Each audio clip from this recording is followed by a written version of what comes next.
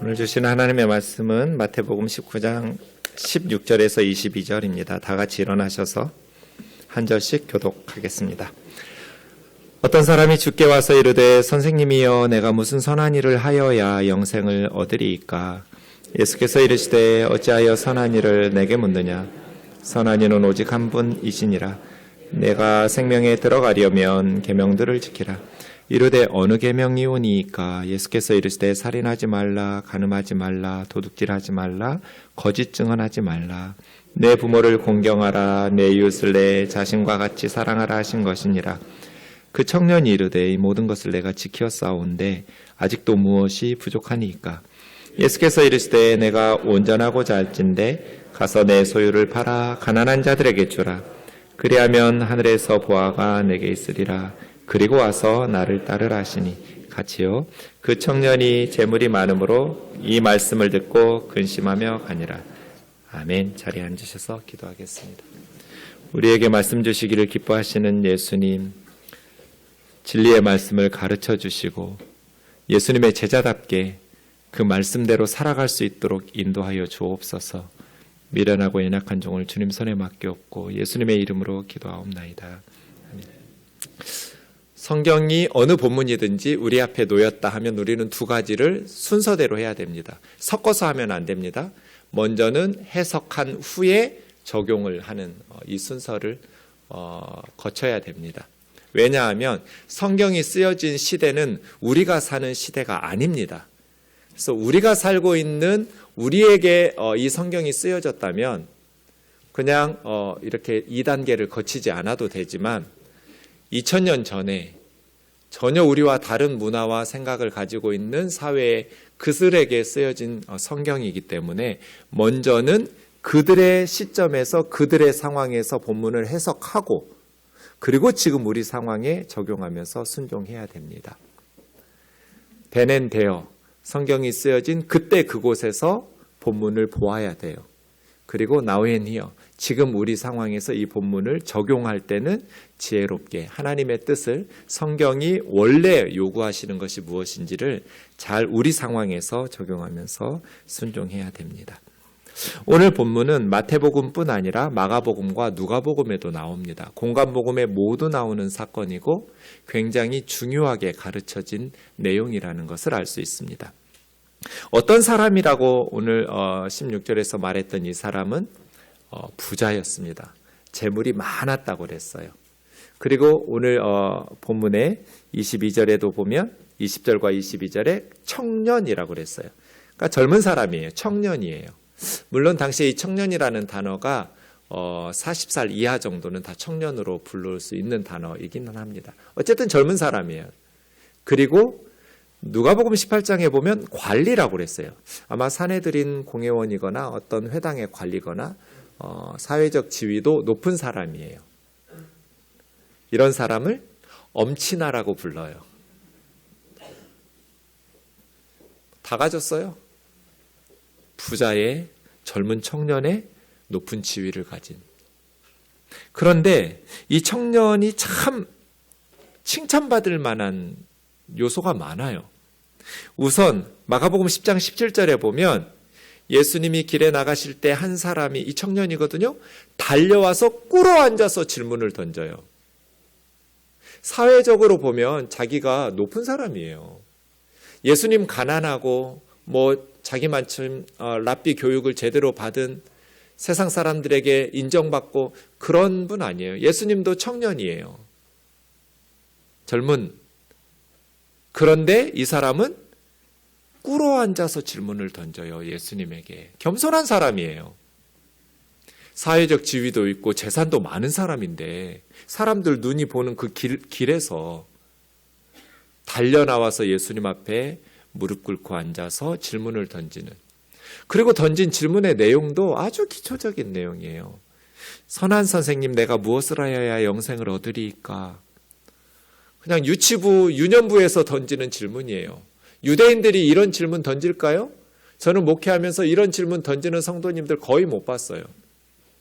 너무나 기초적인 질문이, 심오한 질문이 아니에요. 랍비들이 다 가르치고 유대인들은 다 알고 있다고 생각하는 질문이에요.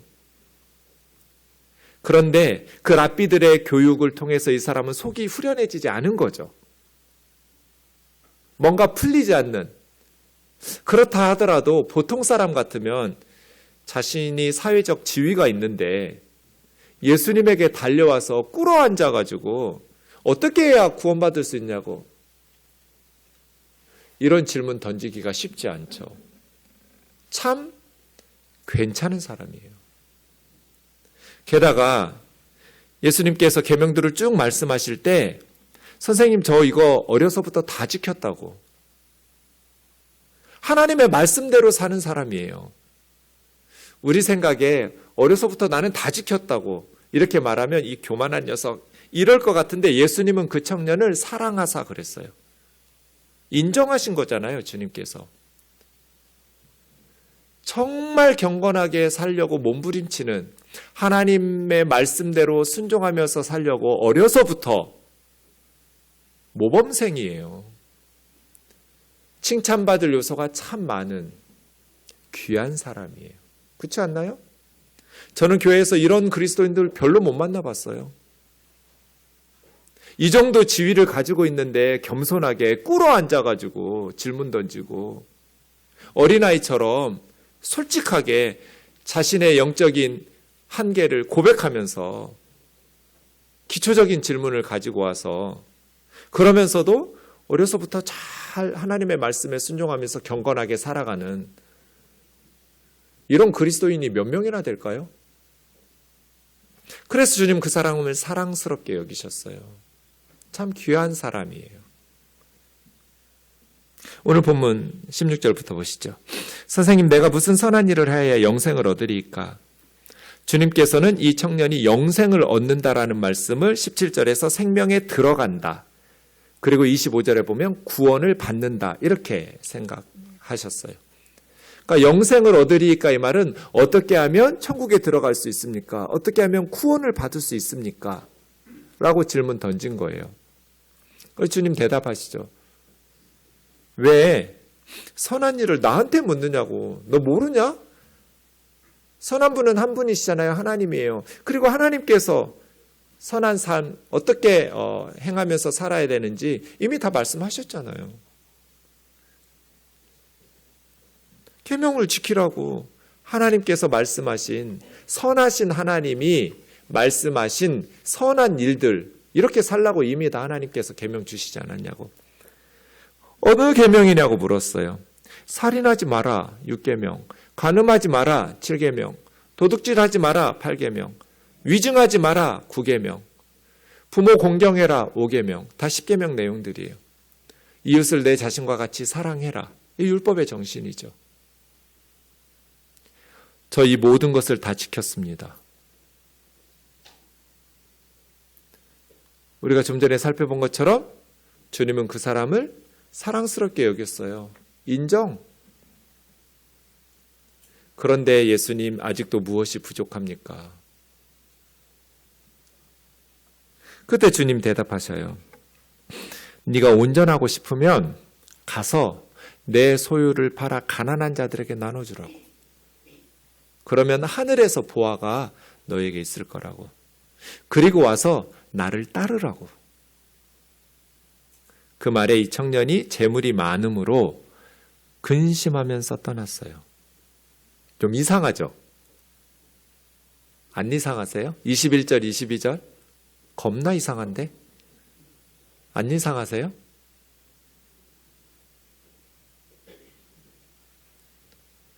소유를 팔아서 가난한 자에게 주어야 온전해진다는 율법이 있어요? 예수님의 요구가 정당해요? 예수님께서 이 청년에게 명령하신 게 율법 어디에 나와요? 재산을 팔아가지고 가난한 사람들에게 나누어 주어야 영생을 얻을 수 있다. 그래야 온전해질 수 있다. 이런 성경 구절이 어느 율법에 나오냐고요? 없어요. 그런데 왜 이 청년은 예수님에게 문제 제기를 하지 않고 근심하며 떠났을까요? 예수님, 어느 율법에 재산 다 팔아가지고 가난한 사람들에게 나눠주어야 영생을 받는다고 했어요. 그래야 온전해진다고 하나님이 언제 그렇게 말씀하셨어요? 이렇게 문제 제기를 해야 하잖아요. 그렇지 않아요? 10계명의 재산 다 팔아가지고 가난한 사람들에게 나눠주라는 구절이 있어요? 없어요. 그런데 왜 이 청년은 재물이 많음으로 근심하며 떠났을까요?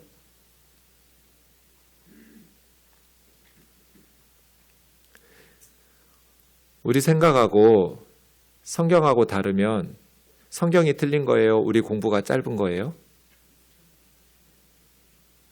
우리 공부가 짧은 거예요. 근데 이상하죠? 아니 그럼 부자는 아무도 천국에 못 가? 다 가난한 사람들에게 나눠주어야 예수님을 따를 수 있어? 예수 믿으려면 재산 다 정리해서 구제하고 예수님 믿고 따르는 그래야 영생을 얻을 수 있나? 그렇지 않을 것 같은데 이상해요. 본문은 이상해요. 제가 개척 전에 교회를 나와서 사임하고 여러 교회를 배우려고 교회를 개척하기 전에 탐방? 네, 여러 교회를 다녔어요. 그 중에 한 큰 교회를 갔는데요. 이제 제 상황을 말하고 새가족 공부 팀에 가서 청강했어요. 그 목사님은 정말 강해 설교를 잘하는 정말 말씀이 좋은 목사님이에요.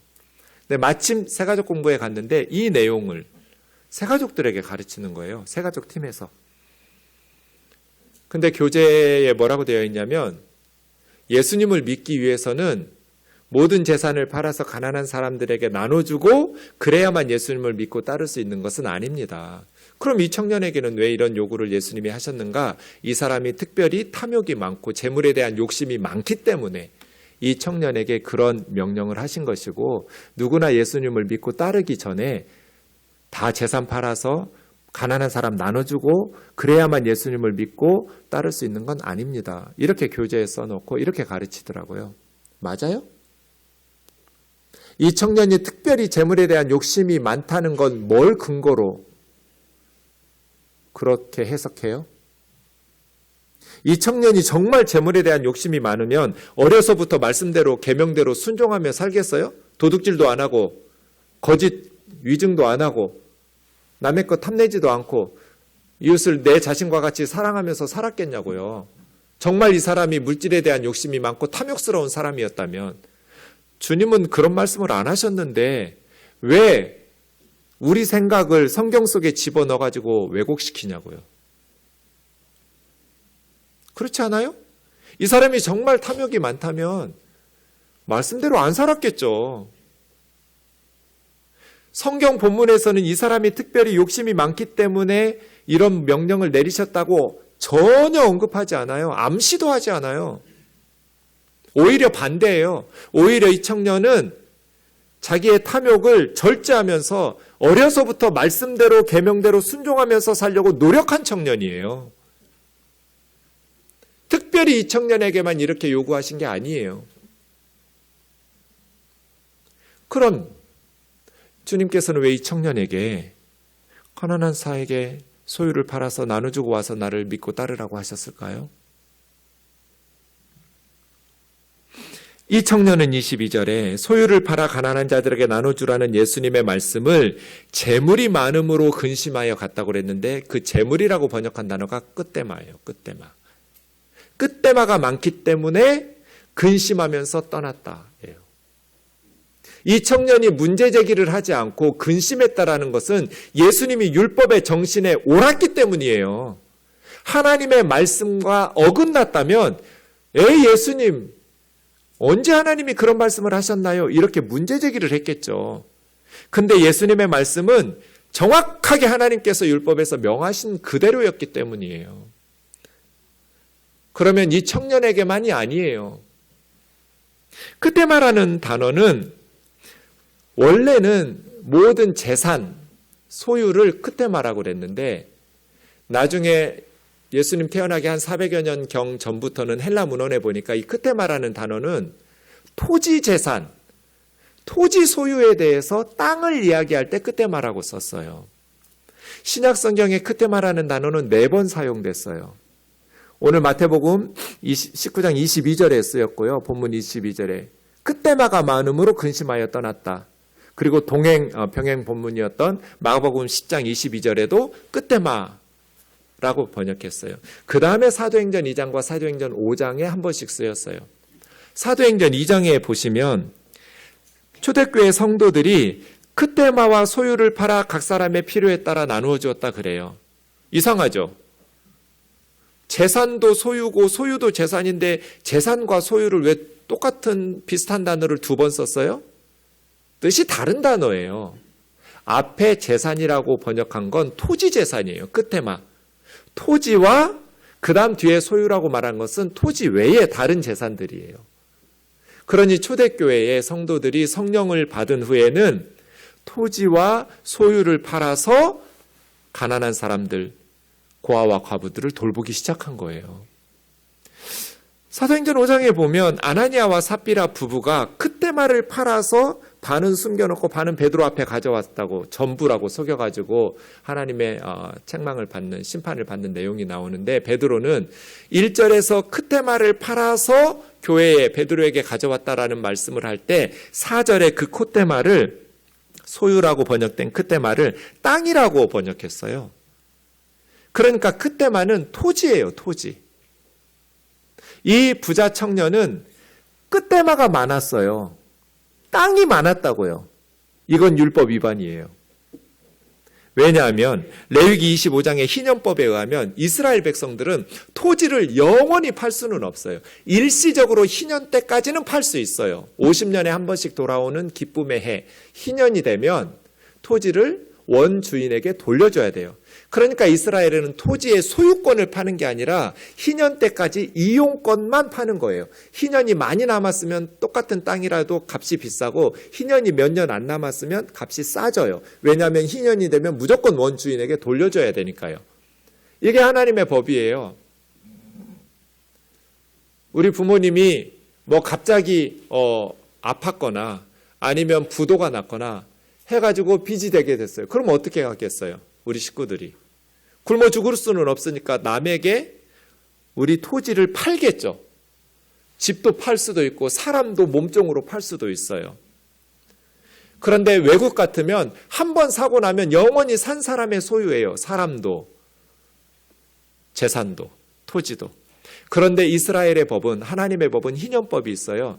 희년 때까지만 파는 거예요.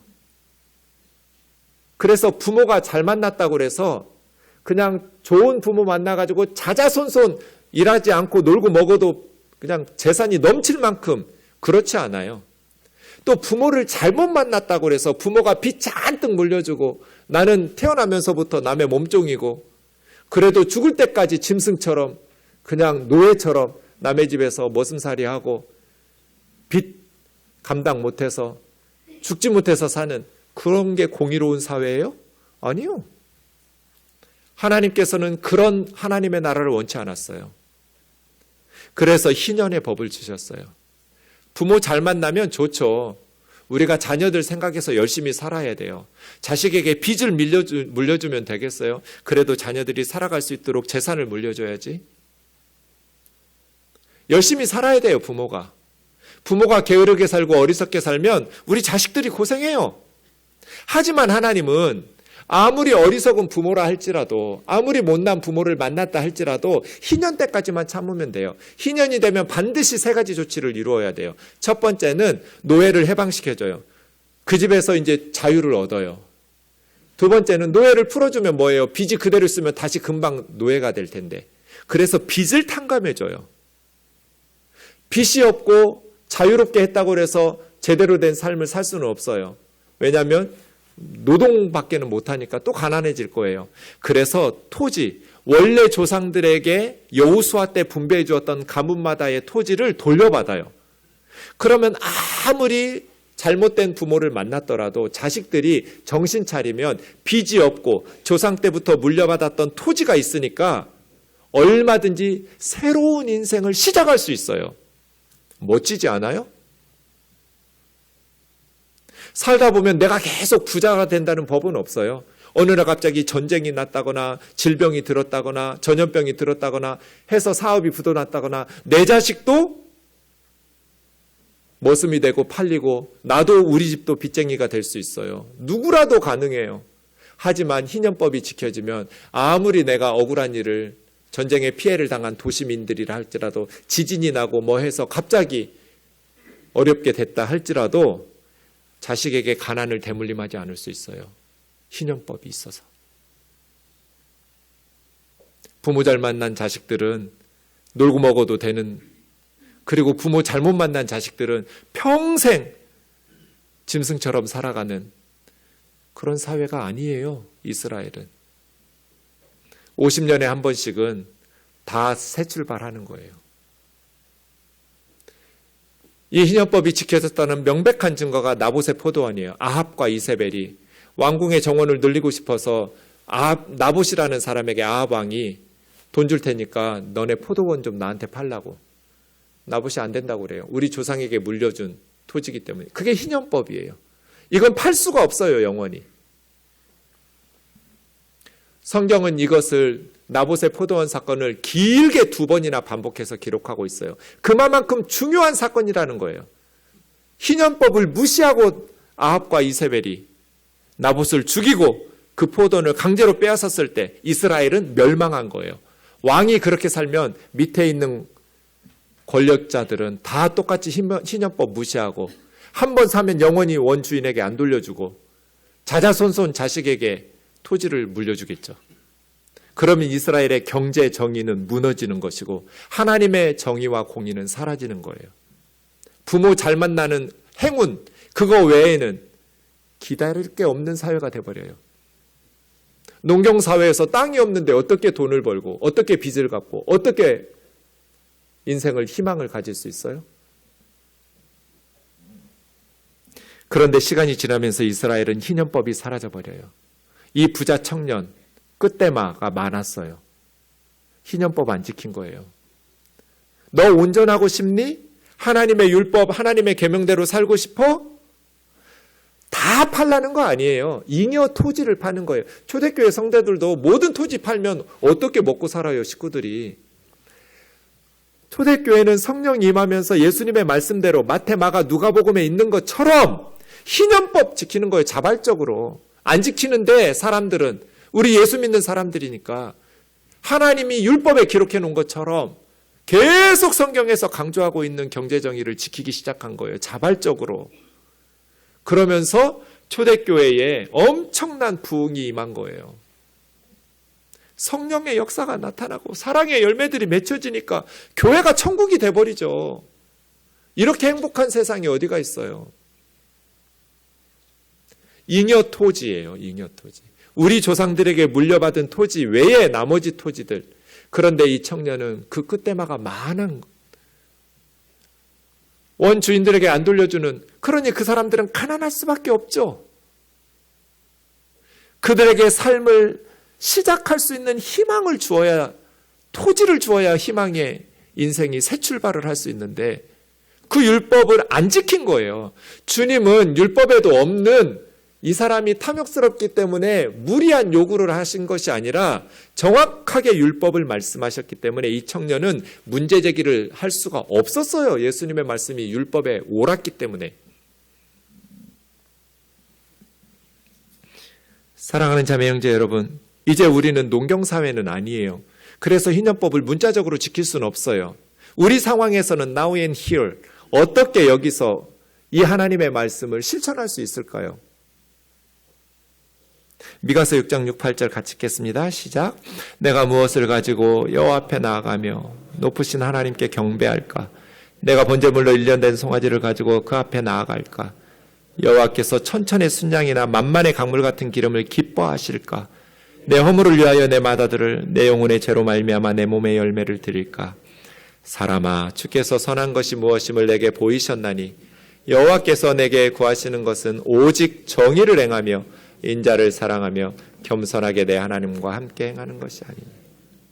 하나님께서 저와 여러분에게 요구하시는 게 뭐예요? 많은 순양과 만만의 강물 같은 기름, 그 많은 헌금 11조예요?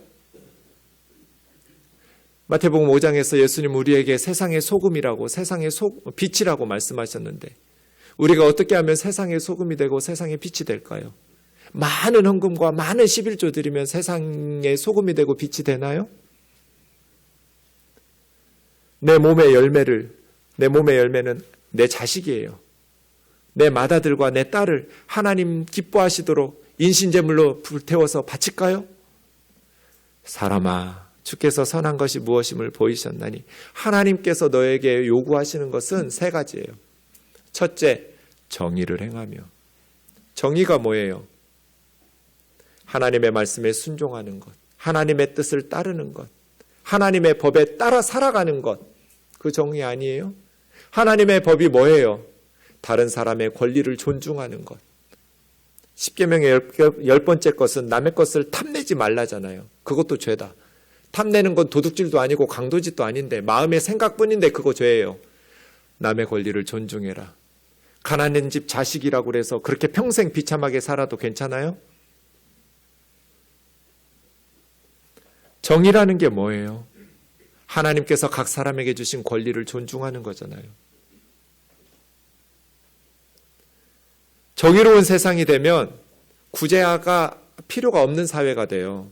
왜냐하면 각자 자기 노력으로 사니까요. 자기 끝대말을 받아서 농사짓고 살면 돼요. 남의 도움 안 받고. 그게 정의예요. 토지는 내가 만든 게 아니에요. 하나님이 창조하신 거예요.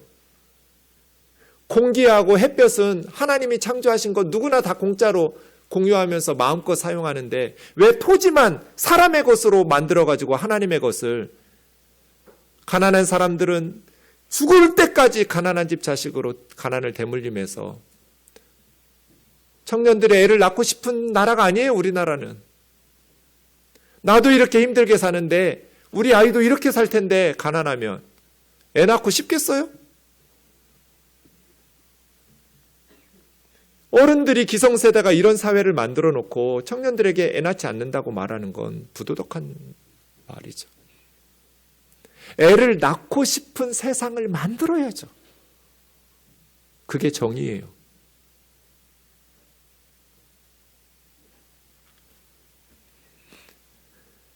아무리 정의로운 사회가 돼도 갑자기 어려움에 처하는 가난한 사람들은 어느 사회나 있기 때문에 두 번째는 헤세드, 긍휼과 자비와 인자를 실천하는 거예요. 억지로 하는 게 아니라 사랑하면서 기쁘게 어려운 사람들을 돕는 것. 그 하나님께서 우리에게 요구하시는 두 번째예요. 그리고 마지막 세 번째가 겸손하게 하나님과 동행하면서 사는 것. 우리는 세 번째 것만 가르쳐요. 두 번째 것 조금 해요. 말로는 많이 하는데 두 번째는 그냥 예배당 짓느라고, 그리고 담임 목사 월급 주느라고 별로 못해요. 교회들이. 첫 번째 거는 입도 뻥끗 안 해요. 공의와 정의를 말하면 좌파 빨갱이라고 그래요. 희년을 이야기하면 구약의 율법이라고, 그건 공산주의 사상이라고 말해요. 아니요. 그건 진보 사람들이 말하는 거라고 그래요. 아니요. 공산주의는 사유재산을 인정하지 않는 제도예요.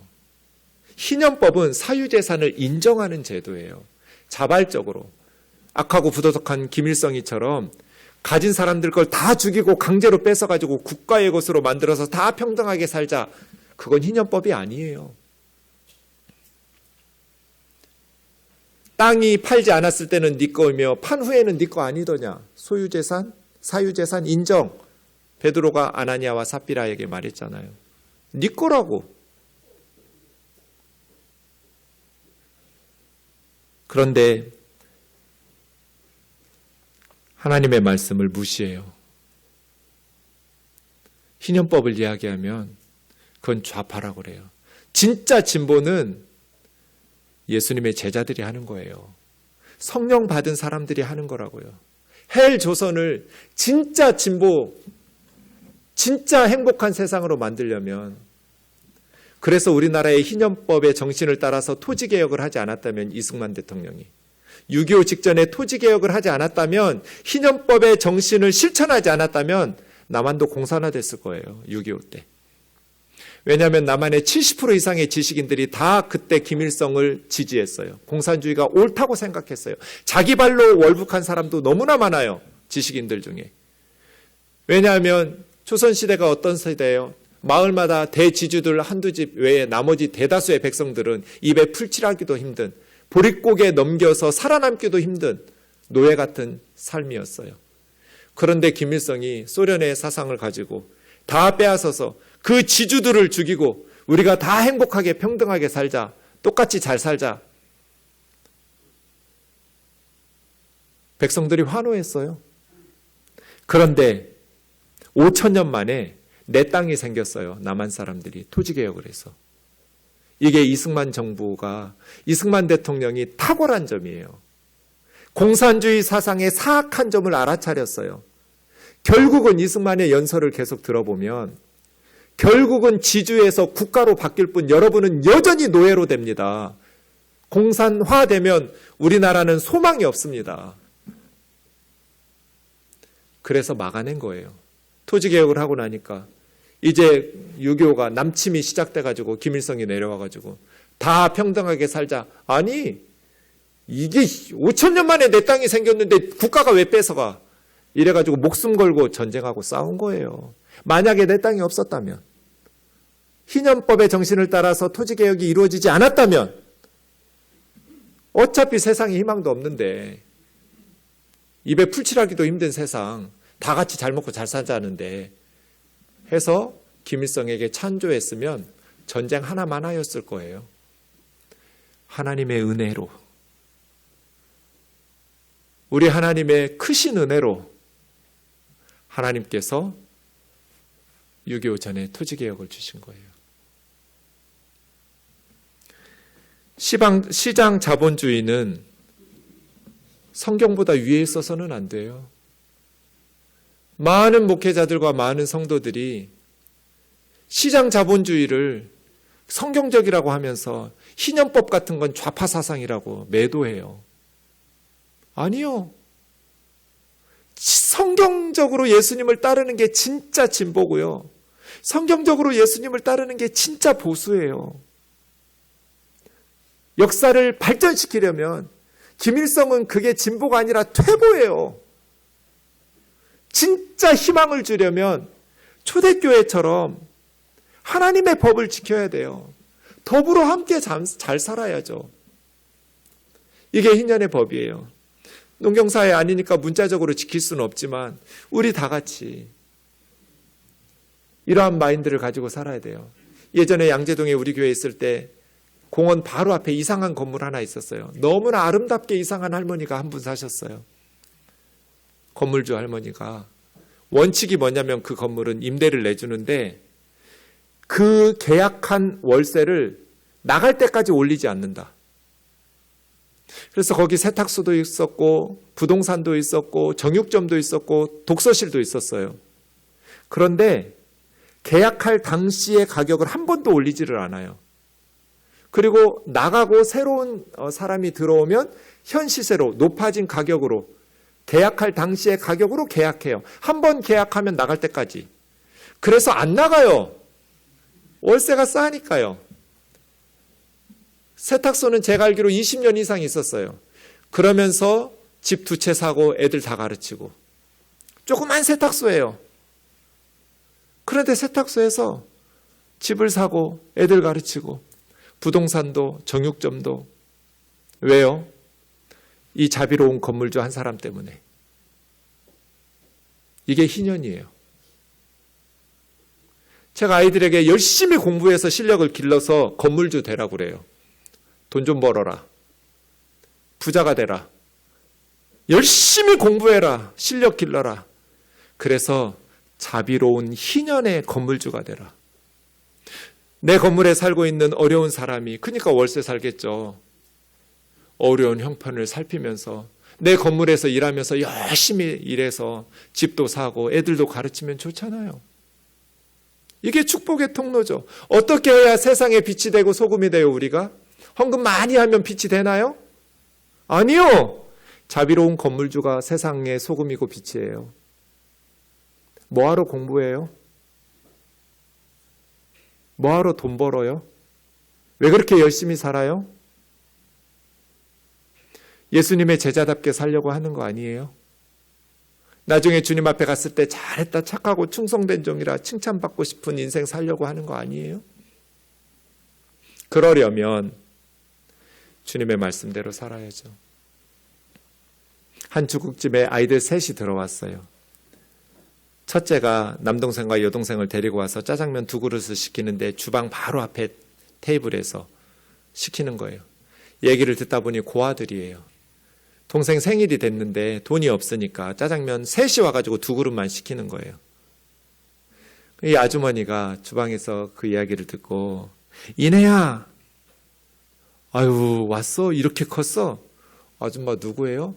네 엄마 친구야. 인정아, 너는 갓난아 했을 때 봤는데 이렇게 컸구나, 몰라보겠다. 근데 옛날 얼굴 그대로이긴 한데 정말 많이 커가지고 아줌마는 니네 엄마하고 정말 친했던 친구야. 아우, 너희 뭐 먹고 싶어? 짜장면 3그릇하고 탕수육을 갖다 주는 거예요. 앞으로 짜장면 먹고 싶으면 언제든지 아줌마한테 오라고. 아줌마는 니네 엄마하고 정말 어려서부터 친한 친구였다고. 아이들이 웃으면서 갔어요. 주방에서 남편이 아내에게 물었어요. 그런 친구가 있었어? 다 처음 본 애들이야. 아니 근데 애들 이름은 어떻게 알았어? 지들끼리 얘기하는 거 들었지. 처음 보는 아줌마예요. 이철환 선생님의 연탄재에 나오는 책 내용이에요. 상처를 주지 않고 사랑하기란 얼마나 어려운 일인가. 소리 없이 아픔을 감싸준다는 것은 얼마나 아름다운 일인가. 우리가 요란하게 구제 안 해도 돼요. 희년의 정신이 우리 사회에 뿌리내리면 각자 자기 힘으로 잘 먹고 잘 살 거예요. 그래도 구제할 사람들은 있으니까 그 몇몇 사람만 챙기면 돼요. 나라가, 교회가. 그래서 정의가 먼저예요. 하나님이 우리에게 원하시는 건 정의를 행하고 인자를 사랑하고 그 사람들이 겸손히 하나님과 동행하는 것. 수많은 순양과 천천의 만만의 강수와 같은 기름 줄인 하나님이 원하시는 거 아니라고요. 많은 11조 원하는 거 아니라고요. 그렇게 해도 세상은 변하지 않아요. 세상의 소금과 빛이 되려면 하나님의 말씀대로 살아야 돼요. 종교学자 마틴 루터와 존 칼뱅은 끊임없이 희년을 설교했어요. 수도 없이 희년을 강조하면서 정기적인 토지 재분배, 부채 탕감, 재산이 사회적 억압의 수단이 안 된다고 희년의 말씀을 그렇게 강조하고 설교했는데 종교개혁의 후예들이라고 말하는 한국교회는 희년에 대해서 말하면 빨갱이라고 그래요. 이런 역설법이 어디가 있어요? 자기들의 탐욕은 그대로 가지고 싶으니까 예수님 따르고 믿는데 이 사람이 특별히 탐욕이 많아서 그렇지 우리에게는 요구하는 게 아닙니다. 뭘 근거로? 아니요. 하나님께서 우리에게 물질 주신 것은 가난한 사람들을 돌아보라고 주신 거예요. 절망적인 젊은이들의 앞길을 열어주라고 우리에게 힘과 물질과 재능을 주신 것 아닐까요? 헌금 많이 하라고가 아니고요. 그럼 어떻게 영생을 얻을 수 있을까요? 주님은 다 팔아서 구제하면 그렇게 하지 않았어요. 그리고 나를 따르라고 그랬어요. 예수님을 따르는 제자가 되려면 예수님을 믿어야죠. 구제하면 영생을 얻는다가 아니라 그렇게 하고 말씀 지키고 나를 믿고 따르는 내 제자가 되어야 생명에 들어갈 수 있다고 말씀하신 거예요. 원문에 보면 한글 성경에 번역하지 않은 2 단어가 있어요. 카이, 이두라는 말이 오늘 본문 사건의 시작이에요. 그리고 보라, and behold 이렇게 시작해요. 그리고라는 말은 앞에 있는 사건하고 연관지으라는 뜻이에요. 제가 마태복음만 이런가 마가복음, 누가복음도 이런가 찾아봤는데 똑같아요.